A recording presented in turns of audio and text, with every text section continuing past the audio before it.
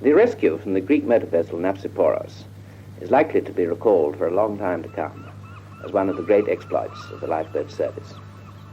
It took place on the 2nd of December, 1966.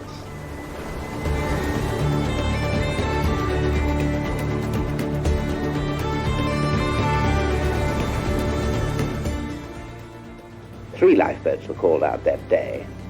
The lifeboat from Douglas in the Isle of Man made a long and arduous search, but did not in fact make contact with the vessel, and was recalled when it was learnt that two other lifeboats had done so. These were the lifeboats from Holyhead and Moelfre. In command of the Moelfre lifeboat was Coxswain Richard Evans, who for a rescue 7 years earlier had been awarded the RNLI's highest award for gallantry, the Gold Medal. This award was so rare that at the time it was conferred, there had been only 3 gold medals since the end of the war in 1945. Coxswain Evans will now tell what first happened aboard the Moelfre lifeboat. On December the 2nd, we had already been out with 2 ships with our lifeboats, and as we were heaving the lifeboat up the slipway, we were called out again to assist the Holyhead lifeboat to get the crew off a Greek ship, the Nafsiporos, which was rapidly drifting onto the rocks. We launched immediately, and the conditions were very bad indeed, as by now the ebb tide had come to work against the sea. And we had to drive our little lifeboat, it's a 42-footer, against tremendous seas. We were making very, very heavy weather, and I noticed the lifeboat was diving very much more than usual. Suddenly, when she leapt out of the water, I noticed that the lifeboat, the life ventilator from the bow of the lifeboat had been wrenched clean out of its socket, and the front part of the lifeboat was full of water. We jammed an oilskin jacket into the hole and carried on full speed towards the west mouth. We reached the Nafsiporos about 4:30. It was just about getting dark. In command of the Holyhead lifeboat was Coxswain Thomas Alcock. It happened that day that the Inspector of Lifeboats for the Northwest, Lieutenant Commander Harold Harvey, was in Holyhead. Hearing that the lifeboat had been called out, he made his way to the boathouse and found the crew about to launch. With the agreement of the coxswain, he took his place as a member of the crew. Lieutenant Commander Harvey will now tell of the next stages in this rescue.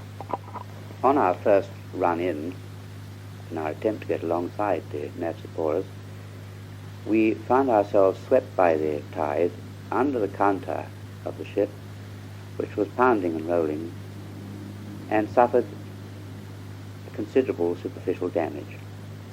The coxswain was able to pull the lifeboat away, and we hauled off to take stock. A discussion followed, and in this discussion the coxswain was assessing the future behavior and action. And he made the suggestion to me that in view of the undoubted drama that was to follow and the absence of one of his most experienced men, I might consider and wish to take the wheel. He would lead his crew on deck in his attempt to get the Greek men aboard us. With the approval of the principal members of the Holyhead crew, I took the wheel, and we were conditioning our minds to make further attempts at rescue. We were rather surprised and perhaps to some extent dispirited by the sight of a helicopter approaching from the land. When it became apparent that the helicopter had hauled away and was unable to operate over the ship, we began to make our run in. Having made 4 or 5, we were about to round for a further attempt. I turned off to see that everything was clear astern of us, and at this instance the beautiful sight of the Moelfre boat crossing our stern hit our eyes. Here she was, this lovely boat, sleek grey superstructure, completely awash, sleeking across. Now she was obviously shaping up for a determined run in, and we stood off rather like a taxi on a rank and watched her progress. She got pretty near, and in fact we wondered whether in fact the job was going to be done. However, with the movement of the lifeboat hanging down over the ship's side, very near the jumping ladder, and with the violence of the movements of the ship, she hauled off again. Now it was our turn, and we made our final run in, the run in which we made our first contact. We found ourselves, by adjusting our revs on both engines and positioning our boat to the tide, laying down on her so that when we made contact, beam on, we hit, in fact, the bottom of the jumping ladder. Now we were up 15, 20 feet above the ladder, and again the ladder above us as we tossed and rolled alongside her. And we managed to take off in all 5 Greek seamen. At this, we felt it was necessary to pull out again and make a run in a second time. Having pulled off the glorious sight of the Moelfre lifeboat almost alongside and just about to get there. Coxswain Evans will now take up the story again. I had experience of a similar instance with a Hindley in 1959, but I did not have the same lifeboat, and I did not know how she would behave in such tremendous seas. However, we managed to get 10 men off, and were shouting at the other 4. Most probably I was shouting to them in Welsh, and they were answering me back in Greek that they were not going to leave the ship.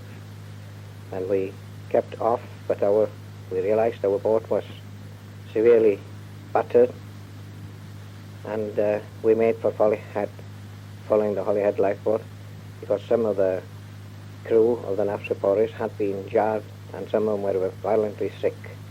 Landed them in Holyhead. A member of the Moelfre crew on that day was Captain J D Jeavons, a master mariner, who was at that time in command of the Empress of England. He had taken his place in the Moelfre lifeboat as an ordinary member of the crew. On the lighter side of things, the biggest disappointment of the day that I remember was that after several hours of this extreme cold, Coxswain Evans gave the order that we should break out a bottle of rum to preserve our body and soul. To our utter horror, when the second coxswain finally got forward into the rum locker, he found that every single bottle had been broken. There was just a strong smell left forward and no rum to drink. That is the only heartbreaking thing that I remember of the day. In conclusion, I must say, as a deep-sea man who was honored to be allowed to go with these men, the seamanship that day impressed me to an extent that I shall remember it for the rest of my life.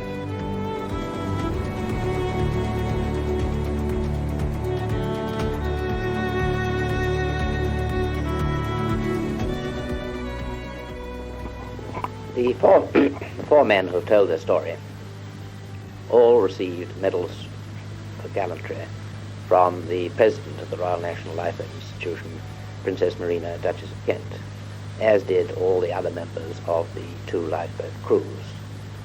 Coxswain Evans was awarded a bar to his gold medal, and thus became the only living man to have received the gold medal twice. Lieutenant Commander Harvey became the first inspector of lifeboats in history to receive the gold medal for gallantry.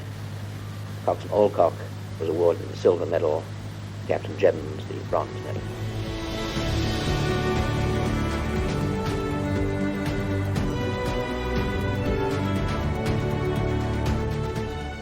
My name is Annie Jago. I am a senior lifeguard with the RNLI, and I'm also volunteering for the lifeboat crew. If you want to hear more stories from the RNLI's 200 Voices collection, then head to rnli.org/200 voices or subscribe to the RNLI wherever you get your podcasts. Thank you for listening.